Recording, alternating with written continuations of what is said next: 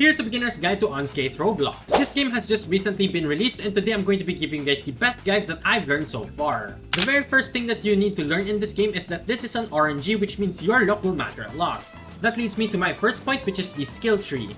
You want to focus everything on luck first. Next thing that I've heard is that light luck is actually going to be the best because the lights, these traits or these auras rather, actually give you a ton more chances to fight enemies because they're weak to nothing. The next thing that you need to know is you can actually get items outside of the shop. For example, you see this potion on the ground. When you walk over it, you actually get it. And that also does apply to a lot more different materials such as apples and other potions and anything that can actually increase your luck and speed, as you can see right here. And before we actually move on to more complex items, let's start off with the very basic ones such as the quest board. Make sure you guys hop on over, claim all of your dailies and weeklies. That does also include these NPCs right over here. These NPCs can give you a lot of quests that you can actually claim, including the blacksmith. When you claim his quest, he'll give you lots of rewards. But that does also lead to the next point of crafting. You want to come over here and just craft anything that you possibly can. You can see that it actually consumes aura. I'll give you tips later on, don't worry. But from where I am, I'm currently focusing on chainmail, which means I need Spartan nunchucks and legendary auras. And if you want to unlock the auto roll feature, it's actually free. You can just get it by actually joining the group. There are also multiple ways to increase your luck, even a secret strategy that I'll be showing you guys in just a bit.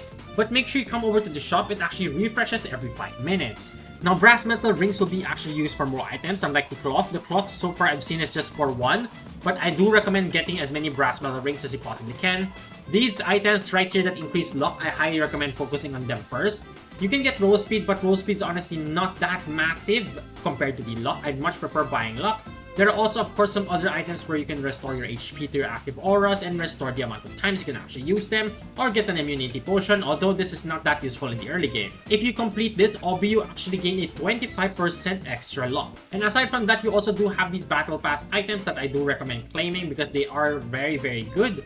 And once you do unlock your skill tree, like I said, you want to focus on as many light luck as possibly can after you complete the general luck bonus, which applies to every single item, or rather any other aura.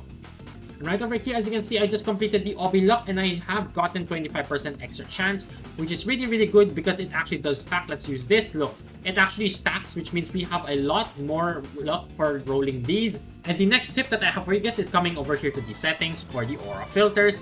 You can skip every single aura that you have claimed so far, or you can set them to keep. That is an option.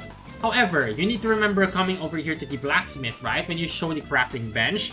Oh, look at that. Perfect. I actually just unlocked this, which means this could be better. However, like I said, you need to actually claim these auras first. So you don't want to auto-sell everything. I don't want to auto-sell Spartan Nunchucks Legendary.